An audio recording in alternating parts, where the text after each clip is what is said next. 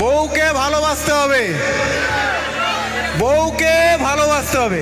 উনি যে জিনিসটা করলেন, মানে ওনার কাজের প্রসেস যদি এটা হয়, তাহলে উনি যে মুখোশটা পরে ঘুরে বেড়াচ্ছে সোসাইটিতে, সেটা কোনো ভালো মানুষের মুখোশ নয়। কপাল খারাপ থাকলে মানে সবকিছু খারাপ হয়। বস ভালো তো সো হে গাইস আমি সুপ্রিম আছে and you watching my channel ছোট্ট ছেলে। আজকে আমরা কথা বলবো কিছু গিরগিটিকে নিয়ে, যারা ভোটের আগে তৃণমূলের পেছন চটি চেটে গেল, আজ তারা হঠাৎ করে বিজেপি হয়ে গেল। বাংলা ইন্ডাস্ট্রির কিছু মানুষজন আছে যাদের সাথে কাজ করতে হলে মেয়েদের কম্প্রোমাইজ করতে হবে, ঠিক তেমনি বাংলা কন্টেন্ট ক্রিয়েটরদের মধ্যেও এমন একজন আছে যার সাথে কাজ করতে হলে তোমায় কম্প্রোমাইজ করতে হবে, না হলে সে তোমাকে কাজ দেবে না। উনি সবার সামনে ভালো মানুষ সেজে থাকছেন, কোনো আপত্তি নেই, কিন্তু এরকমভাবে আশা দিয়ে কনফার্মেশন দিয়ে একটা মানুষকে মানে কাজ না দেওয়ার পেছনে কি ওই একটাই উদ্দেশ্য যে কম্প্রোমাইজ? তাহলে প্রথমে সরাসরি বলেই দিতেন যে আমার সাথে কাজ করতে গেলে কম্প্রোমাইজ করতে হবে, তারপরে আর কথাই বলতাম না, বা আমার ওরকম কাজের আমার দরকারই নেই। চলো প্রথমে আমরা কি সব দাদাকে দিয়ে শুরু করি। তো আমি একটা ফেসবুকে পোস্ট করেছিলাম, বাংলার যুবরাজ আজ তোমায় জানাই সালাম, থেকে বুকের মাঝে একটাই নাম জয় জয় জয় শ্রীরাম। এখানে আমি কমেন্টে বন্ধুকে মেনশন করেছিলাম যে ওয়াই বন্ধু Y. A few moments later. পরিবর্তন বোঝো, আমি গিরগিটির থেকেও তাড়াতাড়ি রং বদলাতে জানি। হ্যাঁ সে তো আমি জানি, ধরতেই পারবে না, সবই ভিউসের মায়া বন্ধু। দেখো গানটা তুমিও জেনে গেলে, তার মানে গান হিট আছে, ধরতে হবে। This is business Bantu. হ্যাঁ বান্টু, আমি তোমায় বন্ধু বললাম আর তুমি আমায় বান্টু বললে। স্বাভাবিক, সবে দাদা আমাদের দল বদলেছে, আর এত চাটলে তো কোচে যাবে। তো তারপর বন্ধুর কমেন্টের আমি রিপ্লাই দিই, সে তো বন্ধু হিট সবুজ সেনাও ছিল, বাট তারপরও তো সেই রামেই ফিরতে হলো। যাই হোক, আমার বন্ধু এখন পাল্টি মেরেছে। তো এখন আমার বন্ধু যেভাবে হোক প্রমাণ করেই ছাড়বে যে আমার বন্ধুর বুকে রাম ছিল কিন্তু দেহ তৃণমূলে।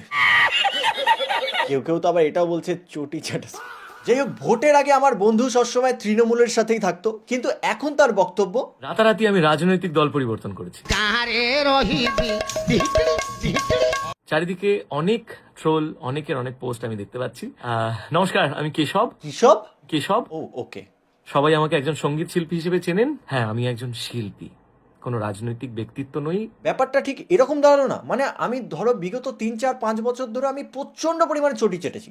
মানুষ যে কেশব, মানে যে কেশব গায়ক নয়, যে কেশব মানুষ কেশব, সেই কেশব শুধু তৃণমূল কংগ্রেসের, সেই কেশব অভিষেক ব্যানার্জি ছাড়া কিচ্ছু বোঝে না। তারপর যখন হঠাৎ চটি চলে গেল আর সবাই তাকে চটি চাটা বলতে লাগলো, দেন তখন সে বলল, কোনো রাজনৈতিক ব্যক্তিত্ব নই, কাগজে কলমে। সে কোনো রাজনৈতিক ব্যক্তিত্ব নয়, কাগজে কলমে। কোথাও কোনো রাজনৈতিক দলের সঙ্গে যুক্ত মানুষ আমি নই। Wake up to reality. যে কেশব গায়ক নয়, যে কেশব মানুষ কেশব, সেই কেশব শুধু তৃণমূল কংগ্রেসের, সেই কেশব অভিষেক ব্যানার্জি ছাড়া কিচ্ছু বোঝে না। কোনো রাজনৈতিক ব্যক্তিত্ব নই, কাগজে কলমে। হ্যাঁ আমি চটি চেটেছি, কিন্তু কাগজে কলমে। তুমি কি দেখতে পাচ্ছ কিভাবে নির্যাতন? বুকের ভেতর একটাই নাম জয় জয় জয় শ্রীরাম। বাট রামের গান হলেও গানটার মধ্যে না সেই ভাইবটা নেই। আসলে এতদিন তুমি তৃণমূল করতে না, তারই সাইড এফেক্ট। কিভাবে নির্যাতন? এর থেকে তো মাচ্চোর গানটা অনেক ভালো। কেউ কেউ তো আবার কমেন্ট বক্সে দেখি বলছে মাছের জায়গায় চেন করে দেয়। কিভাবে নির্যাতন? বাটটা স্কিপ করো না, করলে মেয়ের এন্ড অফ দি রিগ্রেট করবে। শুনে নাও, লাস্ট ডিসিশন তোমার। এখন পুরো দেশ দেখছে আইপিএল 2026, আর সবাই বলছে এরকম সিজন কোনোদিনও দেখেনি। বাট সব থেকে বড় মিস্টেক কি জানো? শুধু দেখা। লাস্ট সিজনও প্রেডিকশন করেছিলাম আর এবারও করছি। এখন শুধু 2-3 সপ্তাহ হয়েছে আর এত দূর পৌঁছে গেছি। ভাবো মেয়ের শেষ অব্দি কি হবে। Season is going crazy. একটা সিক্রেট বলি, এটা খুবই ট্রাস্টেড প্ল্যাটফর্ম যেখানে প্রেডিকশন রিয়েল রেজাল্ট হয়ে যায়। ইন্ডিয়াস বিগেস্ট প্ল্যাটফর্মের মধ্যে একটা, মিলিয়ন্স অলরেডি ওখানে আছে। আমি বলছি যদি তুমি শুধু আইপিএল দেখো তাহলে তুমি বেস্ট পার্ট মিস করছো। উইন সাইডে আসতে চাও, পিন কমেন্টে লিংক আছে, ক্লিক করো, সাইন আপ করো আর স্টার্ট করো। কারণ যখন তুমি ওয়েট করবে আমি উইন করব। এরপরও কিন্তু আমাদের দাদা রাজনৈতিক ব্যক্তিত্ব নয়, কাগজে কলমে। কোনো রাজনৈতিক ব্যক্তিত্ব নই, কাগজে কলমে। কোথাও কোনো রাজনৈতিক দলের সঙ্গে যুক্ত মানুষ আমি নই। হাওয়া কেমন বুঝলেন এখন? দারুণ দারুণ দারুণ। কি বলবেন সমীর বাবুর উদ্দেশ্যে? সমীর বাবু জিতছে, সমীর বাবু জিতছে, নিঃসন্দেহে জিতছে উনি, এবং বিপুল মার্জিনে। কিভাবে নির্যাতন? কিন্তু সমীর বাবুকে তো খুঁজে পাওয়া যাচ্ছে না বন্ধু।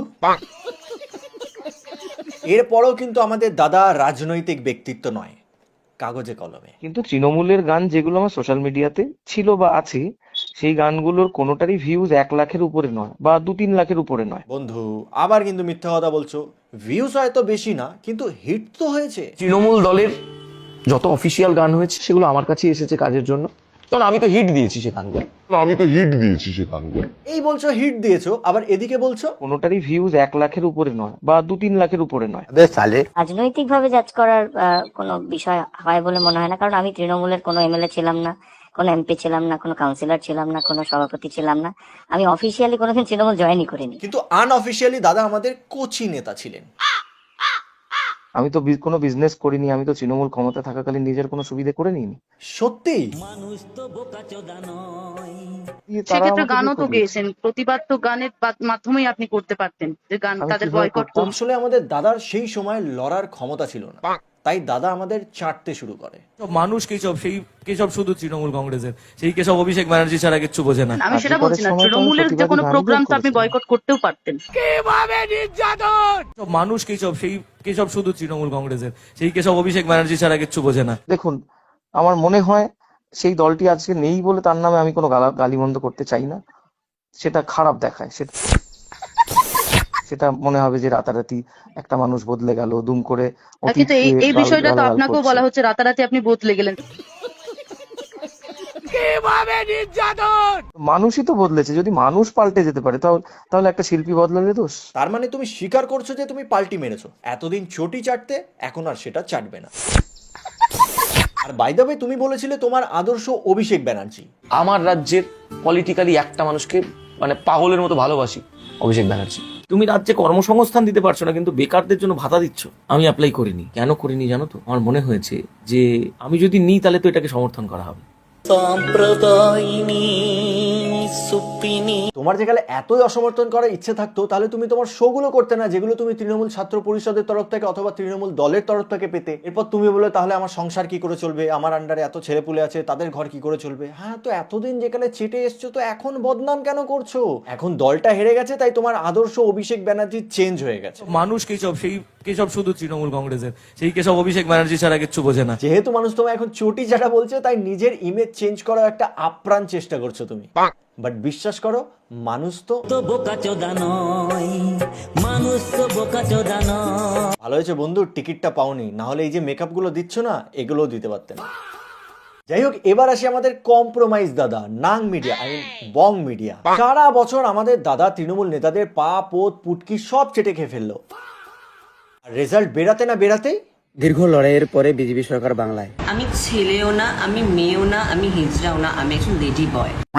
আর আমার একজন ইনফ্লুয়েন্সার হয়ে, একজন দায়িত্ববান নাগরিক হয়ে কিছু কথা বলা দরকার। আইসে দায়িত্ববান নাগরিক, ওর বাবারে যেই দল পিটাইলো সেই দলেরই ভয়ে পা চাটতে শুরু করলো। কেমন দায়িত্ববান নাগরিক? ভুল করলে ভাই মাথা ব্যথা সহ্য করতে হবে। আর একজন ইনফ্লুয়েন্সার হয়ে, একজন দায়িত্ববান নাগরিক হয়ে কিছু কথা বলা দরকার। কালকে ব্যস্ত ছিলাম মদ খাইতে, না মানে এই ভিডিওটা দেখলেই বুঝতে পারবে।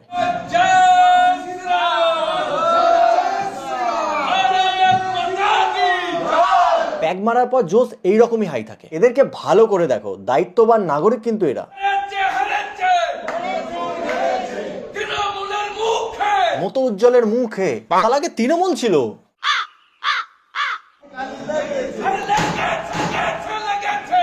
জোশ দেখেছো দাদা? প্যাগ মারা তো হয়ে গেছে, এবার সিগারেটটা খেয়ে নাও, কতক্ষণই বা হাতে ধরে রাখবে।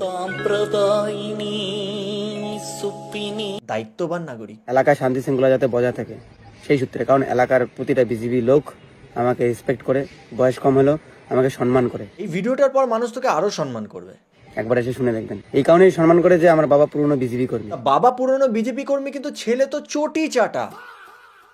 দেখুন, আমি কোনো রাজনৈতিক দলের সঙ্গে সেভাবে যুক্ত নেই। হ্যাঁ, কিন্তু চটিটা ওর একটু বেশি পছন্দের। টিএমসি যারা শাসক দলের ছিল তাদের সাথে একটা সম্পর্ক তোমরা দেখেছো। হ্যাঁ, দেখলাম। চটি চাটা। তাই বলে আমাকে ভেবেছিল আমি নাকি টিএমসিতে এবার দাঁড়াবো, টিএমসির হয়ে প্রচার করবো। আমি কোনোদিন করিনি। প্রচার নয়, পেট প্রমোশন করেছিস। পাবলিককে জিজ্ঞেস করবো এবার বিধানসভায় কাকে ভোট দেবে। দিদিকে ভোট দেবো। ভোট কাকে দেবেন? তৃণমূলকেই দেবো। এবার ভোট কাকে দেবেন? দিদিকে দেব। সবাই দিদি। বিজেপি সাপোর্টার কেউ নেই। সবুজ রং আমার শরীরে কোনোদিন লাগাইনি। শরীরে লাগাইনি, কিন্তু উজ্জ্বলের বিচিটা পুরো সবুজ। বাপরে কেলা, যেই দল কপাল ফাটায় দিল সেই দলেরই পা চাটতাছে। না মানে তুই ছেলে তো? আমার কাছে অনেক অফার আসছে ভাই, অনেক চ্যালেঞ্জিং সময় ছিল। আমাকে যেভাবে টেনেছিল আমি নিজেকে কন্ট্রোল দিয়েছিলাম। কিন্তু মদ খাওয়ার পর শুধু কন্ট্রোল থাকে না। আমি যাইনি ভাই, নিজে খেটে বড় হয়েছি, চেটে নয়। আর একবার বল। এই যে খেটে বড় হয়েছি, চেটে নয়। বাট তোর মুখটাই কেমন চটি চাটা। অনেকে আমাকে চটি চেটাও বলে, আমি চটি চাটিনি ভাই। ও চটি চুষেছে।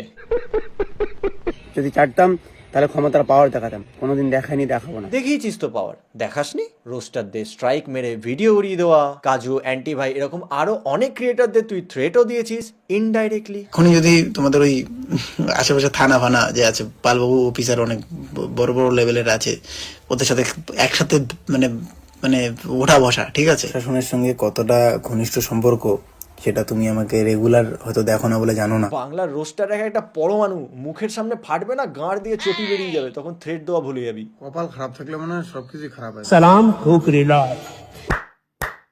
আমি অনেক সময় প্রতিবাদ করেছিলাম অন্যায়ের বিরুদ্ধে, আমার সেগুলো পোস্ট ডিলিট করতে হয়েছিল। সে নয় বুঝলাম তোকে থ্রেট দিয়েছিল, কিন্তু এই ভিডিওটা কেন ডিলিট করলি ভাই? আমাদের এই চটি চাটা দাদা এই ভিডিওটাও ডিলিট করে দিয়েছে। তুই রোস্টারদের কম ভাবিস না ভাই, ওরা তোর ভিডিও ডিলিট করার আগে সেভ করে নেয়।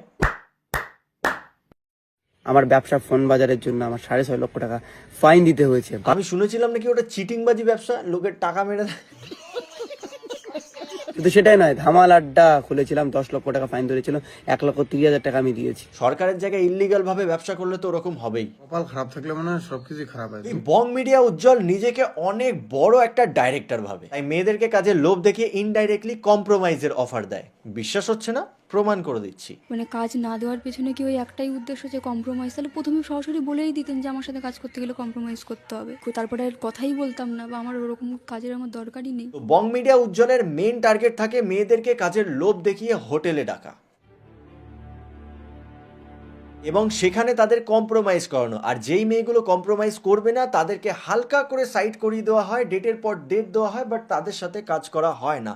এরপর আবারও নতুন মেয়েদের খোঁজা হয় যারা ওর এই কম্প্রোমাইজের অফার অ্যাকসেপ্ট করবে, তাদের সাথেই বেসিক্যালি আমাদের উজ্জ্বলদা কাজ করে। এর প্রথম প্রমাণ হলো এই মেয়েটি। তো তোমরা অনেকেই চেনো এই যে তোমাদের বং মিডিয়া উজ্জ্বল। তো এনার সম্পর্কে ফার্স্টে আমি অনেক ভালো ভাবতাম যে একটা খুবই ভালো মানুষ, অনেক ভালো ভালো কাজ করে, ভীষণ ভালো মানুষ, খুব দারুণ চটি চাটতে পারে, বউকে অনেক ভালোবাসে।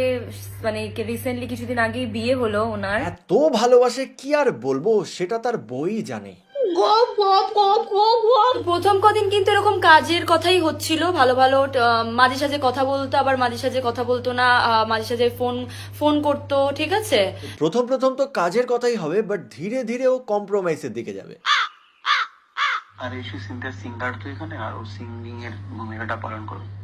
ও লিড, তুমিও লিড, এন্ড আমিও লিড, তিনটে ক্যারেক্টার। বাট এই লিড রোলটা আই থিঙ্ক পৃথি মণ্ডল করেছিল। যাই হোক, তারপর তো এইভাবে কিছুদিন কথা বলার পর ডেট তো আমাদের চেঞ্জ হতেই থাকছিল, এই ডেটে করো, ওই ডেটে করো। কারণ সোজা সাপটা সে তোমাকে কাজটা করাতে চাইছে না, কারণ তুমি তো কম্প্রোমাইজ করছো না।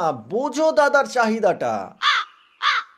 তো তারপরেও মাঝে মাঝে কিছু কিছু এমন কথা বলতো যেটাতে আমি একটু অকওয়ার্ড ফিল করতাম, বাট ভাবতাম যে আমি হয়তো বেশি ভাবছি এই ব্যাপারগুলো নিয়ে, এটা হয়তো এরকম না, উনি হয়তো ওরকম না। আমি বাট ট্রাস্ট মি, উনি ওই রকমই, কারণ উনি তোমার মতনই আরো একটা মেয়েকে সেম ফাঁদে ফাঁসাচ্ছিল, বাট মেয়েটা সেই ফাঁদে পা দেয়নি। মেয়েটা আমার সাথে কন্ট্যাক্ট করে ফেসবুক পেজে, আর আমাকে সমস্ত কিছু জানায়, সেটা তোমাদের আজকে তুলে ধরবো আমি। কপাল খারাপ থাকলে মানে সবকিছু খারাপ হয়। এছাড়াও আমার একটা বান্ধবীকেও সেম ভাবে ওর জালে ফাঁসাতে লাগে, বাট ও বুঝতে পারেনি মেয়েটি আমার বান্ধবী। যাই হোক, তুমি ক্যারি অন করো, ওকে পরে দেখছি আমি। এরকম ভাবে আমাকে মাঝে মাঝেই কাজের কথা তো বলতো, প্রথম কিছুদিন তোমাদের বলেইছি। তো তারপরে মাঝে মাঝেই কথা হতো, আর বলতো যে মানে হ্যাঁ, স্ট্যাটাস দেখতো, আমার হোয়াটসঅ্যাপ স্ট্যাটাস দেখার পরেই ভালো ভালো কিছু ফটোস দিলাম বা কিছু, তো দেখার পরেই আমাকে ওই কি করছো। এক্স্যাক্টলি, আমার বান্ধবীর সাথেও সেম জিনিস করেছে। ও স্টোরি লাগালেই ওকে মেসেজ করতো, লাভ, নটি, নাং মিডিয়া। তারপর এরকমও টেক্সট করতো, ওই হ্যাঁ বলো, কি করো? বসে আছি। ইউ? আমিও, মনে পড়লো তাই। হঠাৎ আমাকে মনে করার কারণ? কারণ রাত হলেই দাদার মনে পড়ে। এই নাং মিডিয়া উজ্জ্বলকে একটা কথা বলতে চাই। ভাই, তুই আমার বান্ধবীর সাথে নয়, আমার সাথে হিসা মতন কথা বলতিস। প্রমাণ দেখবি? এই দেখ, ওপরে দেখ মিস্টার মাঝি, আর নিচে উজ্জ্বল। অনেক কথা বলেছিস, বাট সবকিছু বলবো না। কল দেবো মাঝে সাঝে, একবার তো ভিডিও কল করে দিয়েছিল, তখন আমার বয়ফ্রেন্ডও ছিল আমার সাথে, সেও দেখেছে। ভাই তুই সিঙ্গেল থাকলে সেটা আলাদা ব্যাপার, ভাই তুই বিবাহিত, ইউ আর ম্যারিড। যদি বা ম্যাক্সিমাম ম্যারিড পার্সন গুলো একটু গাঁড় পিয়াজি বেশি হয়। আর একজনের নাম নেব না, ঠিক আছে, ভিডিও কল করে তো যখন দেখেছিল আমার বয়ফ্রেন্ড আছে, তো ভিডিও কলটা ঠিক আছে এমনি কল করেছি বলে কেটে দিয়েছিল। ঠিক আছে, মাঝে সাঝেই বলতো দেখা করো। আমার বান্ধবীকেও সেম, দেখা করো দেখা করো, কোচবিহারে ফ্লাইট করে দিচ্ছি, এসো একসাথে শুট করব, নাহলে আমি আসছি তোমার কাছে।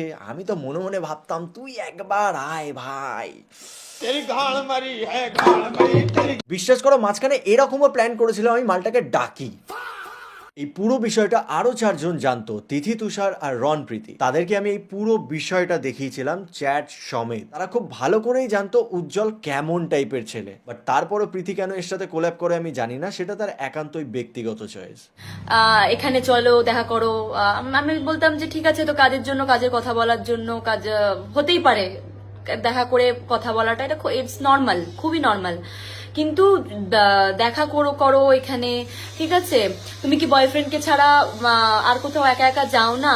এই পয়েন্টটা একটু ভালো করে নোটিস করো, প্রত্যেকটা মেয়েকেই যাদের সাথে ও কাজ করে তাদেরকে একাই ডাকে, মানে তাদের সাথে যদি কেউ আসে তাহলে ঠিক উজ্জ্বল বাবুর পোষায় না।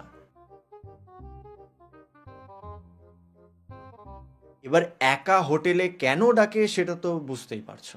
তো এটা প্রথমবার না, কিন্তু এর আগেও প্রচুর আমাকে মেসেজ করেছে, ঠিক আছে। তো সেদিনকার আমাকে এরকম হোয়াটসঅ্যাপ একটা স্ট্যাটাস দেখেই আমাকে টেক্সট করা হয়েছিল। আমি যখন ওই লিখেছিল আমি তখনই দেখলাম যে আমার স্ট্যাটাসটা সিন করেছে কিনা।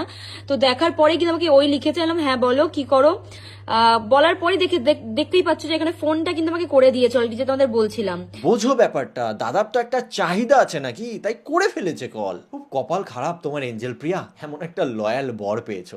বউকে ভালোবাসতে হবে। তুই কতটা ভালোবাসিস দেখছি তো। তো লিখেছিল কথা আছে, আমি বললাম যে এখন আমি কোথাও, বলছে নেশা হয়েছে এখন বলতে পারবো, মানে এমন এমন কি কথা যে নেশাতে বলতে হবে। ওই দাদার চেতনা জেগে গেছে, দাদার সামলাতে পারছে না। বাইরে এসে ফোন দাও, ঠিক আছে, আমি বললাম না পসিবল নয়, ঠিক আছে। লিখেছে বাথরুমে এসে 2 মিনিট বলো, মানে বাথরুমে গিয়ে কেন আমি কথা বলতে যাবো, কি এমন কাজের কথা যেটার জন্য বাথরুমে গিয়ে বলতে হবে? আসলে আমাদের দাদাও তখন বাথরুমেই ছিল। চলো দাদার চ্যাটটা পড়ি। মেয়েটা লিখেছে না গো এখন পসিবল নয়, উজ্জ্বল বাবু বলছে বাথরুমে এসে 2 মিনিট বলো, এত রাতে আমি কল করতে পারবো না। তখন উজ্জ্বল বাবু বলছে তুমি এত বোকা কেন, বোঝো না কিছু? মেয়েটা বলছে আমি বোকা না, ওপেনলি বলতে হবে, তাহলে একটু ট্যালেন্ট নিয়ে কথা বলো। Openly reaction. যাই হোক, এই ভিডিওটা পুরোটা দেখতে পারলে তোমরা বুঝতে পারবে যে নাং মিডিয়া উজ্জ্বলের অ্যাকচুয়াল ইন্টেনশন কি ছিল, যদিও বা তোমরা বুঝতেই পেরেছো। এবার তোমাদের বলি, এই সেম টাইপের আরো একটি মেয়ের সাথে একই জিনিস করে। তো মেয়েটি আমাকে টেক্সট করে বলে হাই দাদা, আপনাকে বং মিডিয়ার ব্যাপারে কিছু বলার ছিল, আপনাকে অনেকে মেসেজ করে আমি জানি, যদি কখনো আমার SMS-টা আপনি পড়েন তাহলে প্লিজ রিপ্লাই করবেন। দেন আমি তাকে রিপ্লাই করি যে কি, উনি আমাকে হোটেলে ডেকেছিলেন, কে কিভাবে এরকম সুযোগ পায় আমি জানি না, বাট আমার কাছে আমার সেলফ রেসপেক্টটা আগে, তাই আমি যাইনি। তো আমি লিখলাম কোনো proof, hello this is me Ujjwal. তো মেয়েটি লিখে হাই দাদা, আমি গুড মর্নিং। তখন বং মিডিয়া বলে শুনলাম আমার অ্যাডমিনের কাছে 19 জুন শুটিং করতে পারবে? তখন মেয়েটি বলে ইয়েস দাদা। লোকেশন বলে দেবেন, আর কি কি প্রিপারেশন লাগবে বলে দেবেন প্লিজ। তো আই থিঙ্ক বং মিডিয়া উজ্জ্বল তখন ওর গানটা পাঠায়, বলছে তুমি কই থাকো, কোন ডিস্ট্রিক্ট বা টাউন? আমি কলকাতা বালিগঞ্জে রেন্টে থাকি দাদা। তখন উজ্জ্বল বলে কি করো ওখানে, পড়াশোনা? মেয়েটি বলে পড়াশোনা ছেড়ে দিয়েছে, একটা ক্যাফেতে ব্যারিস্টারের কাজ করি। তখন উজ্জ্বল বলে আচ্ছা, এবার আমার হিরোইনের কাজ করতে হবে, ডাকলেই আসবে কেমন? তারপর বং মিডিয়া উজ্জ্বল আবার টেক্সট করে ওই তোমার কিছু ফটো দিও, মেকআপ আর্টিস্টকে দিতে হবে। তো মেয়েটি অ্যাজ ইউজুয়াল এখানে দেখতেই পাচ্ছ যে অনেক কটা ফটো পাঠিয়ে দেয়। ও তখন রিয়াকশন দেখো, জোস, ক্রাশ, উফ, ও নাকি ছবিগুলো মেকআপ আর্টিস্টকে দেওয়ার জন্য চেয়েছিল, আর এদিকে বলছে জোস, ক্রাশ, উফ, বউকে ভালোবাসতে হবে। থাকতেও মন ভরে না। তারপর উজ্জ্বল বলে হে হে, একা আসতে পারলে এসো, এনজয় হবে। তখন মেয়েটা রিপ্লাই দেয় এইটা ফার্স্ট কাজ, তো তাই দিদি যাবে বলেছে, আর নাইট স্টে না হলে আমি একাই যেতাম। মানে ওর লজিকটা দেখবে সবসময়, যেখানে ও কাজ করাক না কেন একটু দূরে দূরে লোকেশন রাখে আর নাইট স্টে করায়। আর নাইট স্টে করা মানেই উজ্জ্বলদার কাছে কম্প্রোমাইজের জন্য একটা হেভি সুযোগ। যাই হোক, তারপর মেয়েটি বলে আমি যদি নেক্সট টাইম আবার সুযোগ পাই আমাকে একাই করতে হবে সব কিছু। ও লিখেছে ধুর, ট্রাই করো, ভয় নেই। কি এমন এনজয় উজ্জ্বলদা যেটা ও একা আসলেই হবে? মানে ওর সাথে যদি দিদি আসে বা অন্য কেউ আসে সেই এনজয়টা তুমি করতে পারবে না? কি এমন এনজয় যার জন্য তোমার ওকে একা চাই? একটা কথা বলি, আমার টিম যেন না জানে। তারপরই দাদার ভ্যানিশ মুড অন হয়ে গেল 24 ঘন্টা, যেটা ওই মেয়েটিও কমপ্লেন করেছে যে ভ্যানিশ মুড অন করার পর অনেক কথা বলে সেটা ডিলিট হয়ে যায়। তো যাই হোক, ভ্যানিশ মুড অন। মেয়েটি তখন জিজ্ঞেস করে অবশ্যই দাদা, কেউ জানবে না। তো উজ্জ্বল তখন রিপ্লাই দেয় সেই কিউট অ্যান্ড হিরোইনের জন্য বেস্ট তুমি, খুব পছন্দ হয়েছে। দুষ্টু। এছাড়াও উজ্জ্বল আবার কলকাতাতে আসে, কোনো এক নভোতেল হোটেলে আই থিঙ্ক স্টে করেছিল। তারপর মেয়েটি জিজ্ঞেস করে শুটিং আছে কোনো, এঞ্জেল দিদি এসেছেন, ওনার সাথেও দেখা করার খুব ইচ্ছে আছে। তখন উজ্জ্বল রিপ্লাই দেয় না, একা এসেছি। তো তারপর মেয়েটি বলে আপনার টিমের বডিগার্ড কেউ আসেনি, কিডন্যাপ হয়ে যাবেন তো? তখন উজ্জ্বল বলে না, মানে ওর সাথে কেউ আসেনি। আর মেয়েটি রিপ্লাই দেয় যে তুমি করে নিয়ে যাও কিডন্যাপ। দেন আবার বলে বলছি আসবে এখানে? তখন মেয়েটি বলে আজকে তো ডিউটি আছে, কাল যেতে পারবো। তো তারপর মেয়েটি রিপ্লাই দেয় ওকে, কাল আপনাকে কিডন্যাপ করতে যাচ্ছি। আর সেটার রিপ্লাই উজ্জ্বল কি দেয় জানো? সেই সময় আমি আপনাকে চুমু দিয়ে পাগল করে দেবো। হ্যাঁ বলছি, এঞ্জেল প্রিয়া দেখছো? এঞ্জেল প্রিয়া। তো মেয়েটিকে এরকম কথা বলার পর মেয়েটি স্ক্রিন রেকর্ড করে, আর স্ক্রিন রেকর্ডে এটা ধরা পড়ে যে বং মিডিয়া উজ্জ্বল আবার ওই কথাটা বলে ডিলিটও করে দেয়। ইভেন এরপর মেয়েটির সাথে চ্যাট করে, মেয়েটিকে লোকেশন দেয়, আর ও যেই হোটেলে ছিল সেই হোটেলে ডাকে। ইভেন ও গাড়িও পাঠায়। আর এই গাড়িটা যেটা দেখতে পাচ্ছ এটা বেসিক্যালি উজ্জ্বলই ইউজ করে। নিচের নাম্বার প্লেটটা দেখে নাও, ম্যাক্সিমাম জায়গায় ও এই গাড়িটা ইউজ করে। তো এই গাড়িটা এই মেয়েটিকে পাঠানো হয়, আর মেয়েটিকে একটা হোটেলে ডাকা হয়। আর মেয়েটি সেই টাইমে একটু ভিডিও কলেও কথা বলেছিল, সেটারও প্রমাণ দেখিয়ে দিচ্ছি। তো পাশে দেখতে পাচ্ছ আমাদের handsome hunk director, the best director. চিনতে পারছে নাকি? এখনকার সব মেয়েদের ক্রাশ। এইবার যেইটা হয়েছে সেইটা ভালো করে শুনবে। আমি তখন হোয়াটসঅ্যাপ চ্যাটটা পড়িনি, আমি তাকে জিজ্ঞেস করেছিলাম যে মিট করেছিলে? তারপর মেয়েটি রিপ্লাই দেয় হ্যাঁ একবার মিটও করেছি, উনি ওনার ড্রাইভার ধীমান বর্মনকে পাঠিয়েছিলেন কার নিয়ে পিক আপ করতে, যেটা বেসিক্যালি তোমাদেরকে ছবি দেখালাম যে এই কারটা ওকে পাঠিয়েছিল। আর কন্ট্যাক্টও আছে আমার কাছে, ওনার টোটাল টিমের সাথে মিট করায়। উনি আমাকে স্টে করতে বলেছিলেন ইভিনিং অবধি, বলেছিলেন একসাথে টাইম কাটাবেন আমার সাথে। এখন ওনার একটা কাজ আছে তাই, বাট আমি চলে আসি, সব প্রুফ আমার কাছে আছে। বেসিক্যালি কি হয়েছে তোমাদেরকে বলি, মেয়েটিকে ডাকা হয় ওই হোটেলে, তারপর পুরো টিমের সাথে ওকে মিট করায়। আর মিট করার পর উজ্জ্বল ওকে বলে যায় যে তুমি এখানে স্টে করো, আমি সন্ধ্যের দিকে আসবো, মানে ইভিনিংয়ের দিকে আসবো, এসে তোমার সাথে টাইম কাটাবো। তারপর উজ্জ্বল ওখান থেকে চলে যায় কোনো একটা কাজে, আর মেয়েটিও ওখান থেকে চলে আসে, কারণ মেয়েটি কিছু তো একটা বুঝেছিল, তাই ও ওখানে আর স্টে করেনি। আমি মেয়েটিকে লিখি নাইট স্টে কথা বলেছিলে, তুমি বললে দিদিকে নিয়ে যাবে, ব্যাপারটা ক্লিয়ার করো। আর উনি একা আসতে কেন বলেছিল, আর কি এনজয়ের কথা বলছিল, ওটা যদি একটু ক্লিয়ার করতে। এখানে ভালো মতন বোঝাই যাচ্ছে যে উজ্জ্বল ওকে কি ইন্টেনশনে একা ডাকছিল বা নাইট আউটের কথা বলছিল। আমি তো সেটা বুঝতে পেরেছি, বাট আমি এই মেয়েটির মুখ থেকে শুনতে চাইছিলাম। আর মেয়েটি কি বলছে সেটা তোমরা ভালো করে শোনো। আপনি হয়তো ভাবছেন এখানে ওনার ভুল কোথায়। উনি একটা সাধারণ মেয়েকে কাজ দেবে বলে কনফার্মেশন দিয়ে তারপর তাকে হোটেলে ডেকে তার সাথে টাইম কাটাতে পারেনি বলে আমাকে দিয়ে কাজ করালেন না। এটা কোনো ভালো ক্যারেক্টারের মানুষের মতন বিহেভিয়ার নয়। উনি ডাইরেক্ট বলে দিতেন আমার সাথে কাজ করতে হলে কম্প্রোমাইজ করতে হবে। এইভাবে সোশ্যাল মিডিয়াতে ভালো মানুষের মুখোশ পরে ঘুরে বেরিয়ে কী লাভ? তাহলে এবার বুঝতে হবে যে যাদের সাথে উনি ভিডিও বানান তাদেরকেও হোটেলে নিয়ে গিয়ে টাইম কাটিয়ে তারপর চান্স দেন কাজের। ক্লিয়ার হলো ব্যাপারটা, যে উজ্জ্বলের সাথে কাজ করতে হলে তোমাকে উজ্জ্বলের সাথে শুতে হবে, না হলে দাদা তোমার সাথে কাজ করবে না। অ্যালবাম সঙের শুটিং এর ডেট যখন কনফার্ম করেছিলেন তখন বলেছিলেন 2 দিন টাইম লাগবে, হোটেলের ব্যবস্থা থাকবে, তাই আমি বলেছিলাম কাউকে সাথে নিয়ে যাব। তারপর উনি অনেকবার বলেছিলেন একা আসতে শুটিংয়ে, লাস্ট অবধি যখন আমি রাজি হইনি তখন উনি ডেট পেছালেন, তারপর একদিন ডেকেছিলেন টিমের সাথে মিট করাতে, সেই দিন গেছিলাম 10 মিনিট মতন সবার সাথে কথা বলি, তারপর উনি বলেন এখন ওনাকে বেরাতে হবে, টিমের সাথে কোনো কাজ আছে, বাট আমি যেন ওখানে স্টে করি ইভিনিং অবধি, উনি ফিরে এসে আমার সাথে টাইম কাটাবেন, বাট আমি চলে আসি। তারপরও নর্মাল কথা বলার চেষ্টা করেছি কাজ নিয়ে, বাট উনি বেশ কয়েকদিন পর আবার বলেন মিট করতে আর একটা হোটেলের লোকেশন পাঠালেন, বাট আমি যাইনি। ক্লিয়ার হলো সবার কাছে ব্যাপারটা? নাং মিডিয়া দাদা অনেক সমাজ সেবা করেন, খুব গরিবদের হেল্প করেন, অনেক ভালো মানুষ, আমি মানছি সে খুবই ভালো মানুষ, কিন্তু দাদাকে তুমি যদি শুতে দাও তাহলেই দাদা তোমার সাথে মিউজিক ভিডিওর কাজ করবে, না হলে কিন্তু তুমি কাজ পাবে না। আমি গ্যারেন্টি দিয়ে বলতে পারি উজ্জ্বলের সাথে আজ পর্যন্ত যতগুলো মেয়ে কাজ করেছে তার মধ্যে খুব কম মেয়ে আছে যাদের হয়তো তার সাথে শুতে হয়নি। ইভেন আমারও একটা বান্ধবীকে ও বারবার ডাকতো মিট করো না, মিট করো না, মিট করো না। অলরেডি ডিপি দেখেই দাদার অ্যান্টেনা নড়ে যায় আর তারপরই দাদা বলতে থাকে ডিপিটা সেই মিট করি, চলো না ইয়ার, করো না মিট, দাদার থাকতে পারছে না।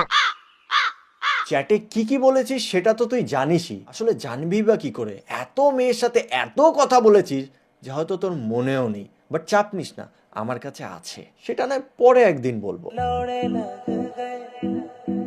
কিন্তু তুই যে কতটা ভালো মানুষ সেটা সবাই দেখতে পাচ্ছে। একটা মেয়ে ভুল হতে পারে, বাট তুই 3-3টে মেয়েকে সেম ওয়েতে ফাঁসানোর চেষ্টা করেছিস, ইভেন কত কাউকে ফাঁসিয়েছিস সেটা তুই হয়তো নিজেও জানিস না। ইভেন তোকে আরও একটা কথা বলে রাখি, তুই যে আন্দামান গেছিলিস ওখানে কি ইনসিডেন্ট ঘটিয়ে এসছিস সেটাও আমি জানি। সব কিছু সোশ্যাল মিডিয়ায় আনা যায় না, তাই আনলাম না। কেমন? আমি তোকে এটাই বলতে চাই যে রোস্টারগুলোকে থ্রেট দিয়েছিস, কাজুকে থ্রেট দিয়েছিস, অ্যান্টি ভাইকে থ্রেট দিয়েছিস, আরও অনেক কটা ক্রিয়েটার আছে যাদেরকে তোর পাওয়ার তুই দেখিয়েছিস, দেখাস না ভাই, কারণ আমরা দেখাতে শুরু করলে তুই মুখ দেখাতে পারবি না ভাই। আর যাওয়ার আগে আরেকটা কথা, এই যে মেয়েটাকে দেখালাম, মেয়েটা নিজেই পারমিশন দিয়েছে, নিজেই বলেছে ও ভিডিওগুলোকে ইউজ করতে, একে যদি বাই চান্স থ্রেট মারিস বা কোনো ভি কিছু করিস, বাবু সুন্দরবন, আন্দামান, পায়রা, এরপর যারা ওর সাথে কাজ করবে খুব সাবধানে কাজ করবে। আর যাওয়ার আগে একটি ভয়েস অ্যাড করছি যেটা তোমাদের শোনা প্রয়োজন। তো প্রথমে আমার এটা আগের বছর আর কি, আমার প্রচুর কাজের দরকার ছিল, এমনি সবারই থাকে কাজের দরকার, তো আমার কাজের দরকার ছিল বলে আমি ওই টাইমে দাঁড়িয়ে প্রচুর ক্রিয়েটার মানে প্রচুর ইউটিউবারকে আমি হচ্ছে মেল করি, আপনাকেও মনে হয় মেল করেছিলাম, আমার অতটা খেয়াল নেই, তবে প্রচুর 20-30 জনকে আমি মেল করি, যাদের যাদের মেল ছিল মানে কন্ট্যাক্ট হিসেবে মেল আইডি ছিল তাদেরকে মেল করেছিলাম, ইনস্টাগ্রামে মেসেজ করেছিলাম, যাদের ফেসবুক ছিল আর কি মেন অ্যাকাউন্ট বলে আমার মনে হয়েছিল তাদেরকে আমি ফেসবুকেও মেসেজ করেছিলাম যে কোনো কাজের সুযোগ আছে কি না। তো তার মধ্যে 2 থেকে 3 জন আমাকে রিপ্লাই করেছিল যে হ্যাঁ করতে পারো বা কেমন ধরনের কাজ করতে চান, ওই একটা করেই রিপ্লাই করেছিল, তারপরে কথা মানে তারপরে আর কোনো রিপ্লাই আসেনি। আমি অনেকবার কন্ট্যাক্ট করার চেষ্টা করেছি তাদের সাথে যারা একবার করে রিপ্লাই করেছিল, তো কেউ কন্ট্যাক্ট করেনি। তো ওই সময় দাঁড়িয়ে বং মিডিয়াও আমাকে রিপ্লাই করে, প্রথমে ইনস্টাগ্রামে, তারপর হোয়াটসঅ্যাপ নাম্বার চাই, তারপর হোয়াটসঅ্যাপে কথা বলি, যেগুলো আপনাকে পাঠিয়েছি কয়েকটা, সেটা দেখলে বুঝতে পারবেন। তো প্রথম দিনেই উনি কথা বলতে বলতে কনফার্মেশন করেন, যে ডেট কনফার্মেশন করেন, কোন অ্যালবাম সং হবে, সংও আমাকে পাঠান, জায়গা কোন জায়গাতে হবে, নদিয়া ডিস্ট্রিক্টে কোনো একটা জায়গা বলেছিলেন সেখানে হবে, 2 দিন সময় লাগবে, কি কি ড্রেস লাগবে সব কিছু উনি কনফার্ম করেন, কত পেমেন্ট, আমাকে 3000 টাকা বলেছিল একটা অ্যালবাম সঙের জন্য। তো সব কিছু কনফার্ম হয়ে যাওয়ার পরে উনি বলেন যে একা আসতে, তো আমি বললাম যে এটা তো ফার্স্ট কাজ, আর লাইফে আমি এরকম কাজ আমি আগে করিনি, এত বড় কাজ, আর যেহেতু নাইট স্টে করার ব্যাপার আছে তো আমি একা তো পারবো না যেতে, আমার বাবা নয়তো আমার দিদি আমার সঙ্গে যাবে। তো উনি তাও বললেন যে কয়েকবার আমাকে বললেন যে ট্রাই করো, একা আসো, কোনো ভয় নেই, খুব মজা হবে, তো এরকম মেসেজ করে যেগুলো পাঠিয়েছি স্ক্রিনশট আপনাকে। তো আমি লাস্ট অবধিও বলেছি আপনাকে, দেখতে পারেন মেসেজে, যে আমি একা যেতে পারবো না। তো তখন যিনি বুঝে গেলেন উনি যে আমি একা যাচ্ছি না বা কোনোভাবেই আমি একা যেতে রাজি হচ্ছি না, তখন উনি ডেট পেছালেন যে আমাদের প্রজেক্টটা একটু দেরি হবে, ডেটটা পেছালেন। তো ঠিক আছে, ভালো কথা, আমি আশাতে আছি, বাড়িতেও সবাইকে বলেছি, সবাই খুব খুশি ছিল যে না এত বড় ক্রিয়েটারের সাথে কাজ করছে বা একটা কাজের সুযোগ পাবে, যা হোক মানে আমার ফ্যামিলি আমিই চালাই আর কি। তো সেই জন্য আমি আমার আইডেন্টিটিটা লুকাতে চাইছিলাম যে যদি ওনার আগের ভিডিওতেও দেখেছি উনি বলেছেন যে প্রশাসন ওনার হাতে আছে, অনেকের সাথে অনেক যোগাযোগ আছে, তো এখন যদি উনি কোনো লিগ্যাল অ্যাকশান নেন তো আমার ফ্যামিলি পুরো ভেসে যাবে। ওই জন্যই আমি আইডেন্টিটিটা আপনাকে লুকাতে চাইছিলাম, সামনে আনতে চাইছি না। তো যাই হোক, তারপরে উনি ডেট পেয়েছিলেন, কিন্তু দেখলাম যে ওই সেম 18-19 তারিখ আমাকে ডেট দিয়েছিলেন, ওই ডেটেই দেখলাম উনি হচ্ছে কলকাতায় এসছেন, আর যে গানটা আমাকে পাঠিয়েছেন সেই গানেরই একটা ভিডিও উনি স্টোরিতে দিয়েছেন যে শুটিং চলছে এরকম কিছু একটা। তো আমি তখন ওনাকে ওই স্টোরিতে রিপ্লাই করলাম যে আপনিও এরকমভাবে ঠকালেন, আপনি বললেন যে প্রজেক্ট দেরি আছে, আমাকে ডেট পেছালেন আর এরকমভাবে ঠকালেন। তো উনি তখন বললেন যে কিছু বলতে চাইলেন না, তারপর বললেন যে ঠিক আছে তোমাকে নেক্সট কাজের জন্য নেওয়া হবে। তারপরে দেখি উনি পুরো গানটাই পাল্টে দিয়েছেন, মানে যখন গানটা রিলিজ করলো ওনার মানে সেই ডেটের শুটিংয়ে বা সেই জায়গাতে যে শুটিংটা হলো, দেখলাম যে উনি পুরো গানটাই চেঞ্জ করে দিয়েছেন। তো যাই হোক, ভালো কথা। তারপরে আমাকে বললেন যে আমি কলকাতাতে আছি, আমার টিমের সাথে আলাপ করাতে চাই, তো তুমি আসতে পারবে? আমি বললাম হ্যাঁ অবভিয়াসলি, কেন যাব না। তো আমি গেলাম। উনি ধীমান বর্মন ওনার যে ড্রাইভার আছে তাকে গাড়ি নিয়ে পাঠালেন আমাকে পিক আপ করার জন্য। সেগুলোও সব আমার কাছে আছে, আমার তোলা আছে স্ক্রিনশট। কারণ আমি খুব খুশি ছিলাম, ওনাকে আমি এতটাই রেসপেক্ট করতাম। প্রথম যখন দেখা করতে গেছি, মানে প্রথম দিন ওই একবারই দেখা হয়েছে, পায়ে হাত দিয়ে প্রণাম করেছি, মানে এতটাই ওনাকে আমি রেসপেক্ট করতাম। তো সেগুলো আছে মোটামুটি। ওই যে ধীমান বর্মন যে ড্রাইভার, সে আমাকে দিদি দিদি বলে ডাকে, তারও কন্ট্যাক্ট নাম্বার আমার কাছে আছে, আপনি চাইলে আমি দিতে পারি, সব প্রুফ আছে। তো উনি বললেন যে কথাবার্তা বললেন, আমার বিষয়ে জিজ্ঞাসা করলেন, বললাম। তো বললো খুব পছন্দ হয়েছে, সেই মেসেজগুলোও দেখতে পারেন, যে ফটো পাঠিয়েছিলাম সেখানেও বলেছিল। সামনাসামনি যেগুলো হয়েছে সেগুলোর তো সেই কথাগুলোর প্রমাণ নেই। তো উনি বললেন যে আমাকে একটা মিটিংয়ে যেতে হবে, তুমি এখানে ইভিনিং অবধি তুমি ওয়েট করো, তারপরে তোমার সাথে সময় কাটাবো। তো আমি বললাম যে এটা অচেনা অচেনা জায়গায়, সন্ধ্যে অবধি তো আমি সময় কাটাতে পারবো না। তো উনি বললেন ঠিক আছে তাহলে তুমি আজকে এসো, আমি তোমার সাথে পরে কন্ট্যাক্ট করে নেবো। তো ভালো কথা, আমি চলে আসি। তারপর থেকে আমি ওনাকে কাজের কথা বলতে থাকি, উনি বললেন যে কোনো রিপ্লাই দিতেন না, মানে ইগনোর আর কি শুরু হলো ব্যাপারটা। তো তারপরে একদিন উনি বললেন, তারপর পরপর ওনার অনেকগুলো গান হচ্ছে রিলিজ হয়েছে, অনেকগুলো হচ্ছে কি ভিডিও রিলিজ।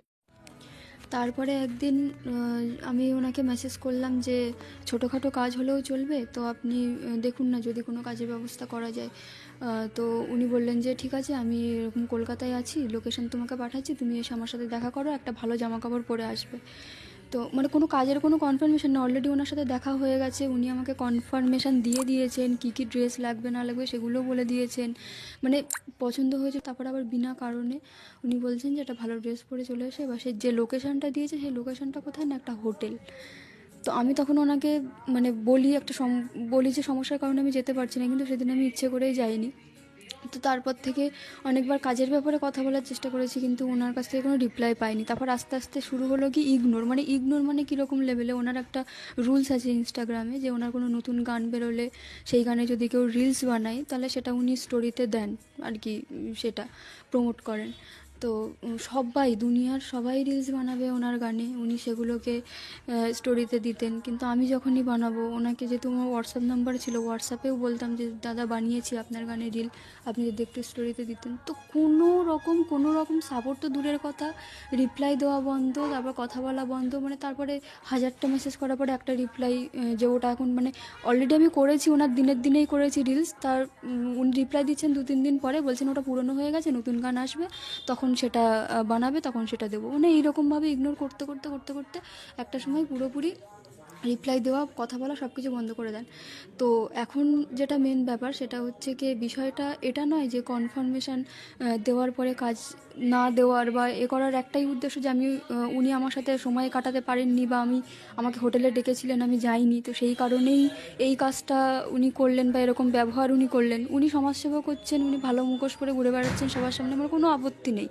কিন্তু উনি যে একটা সাধারণ মেয়েকে এরকম প্রতিশ্রুতি দিয়ে কাজ দেব বলে আশা দেখিয়ে তাকে হোটেলে ডেকে সে যায়নি বলে, তার সাথে সময় কাটায়নি বলে তাকে দিয়ে কাজ না করানো, এটা কি কোনো একটা সোশ্যাল ওয়ার্কের মধ্যে পড়ে, ওনার একটা কাজের মধ্যে পড়ে? আমার এটাই সবথেকে বড় দুঃখ। সবাই মানে বিশেষ করে তো আমার ফ্যামিলি যেহেতু আমি চাইলে আমি প্রচুর খুশি ছিলাম, যা হোক আমরা একটা যে না পরিচয় পরিচিতি হতো, আমি একটা টাকা ইনকাম করতে পারতাম, আমি আমার ফ্যামিলিটা ভালো করে চালাতে পারতাম। তো উনি যে জিনিসটা করলেন, মানে ওনার কাজের প্রসেস যদি এটা হয়, তাহলে উনি যে মুখোশটা পরে ঘুরে বেড়াচ্ছেন সোসাইটিতে, সেটা কোনো ভালো মানুষের মুখোশ নয়। তো আমি এটাই বলতে চাই, আপনি যদি চান এই টপিকে ভিডিও করতে বা এই মেসেজটা যদি ওনার কাছে কোনোভাবে পৌঁছায় বা যায় বা লোকের কাছে যদি পৌঁছায়, সাধারণ মানুষের কাছে যদি পৌঁছায়, তাহলে অবশ্যই সেটা একটা সোশ্যাল মেসেজই হবে, যেটা আমার মনে হয়।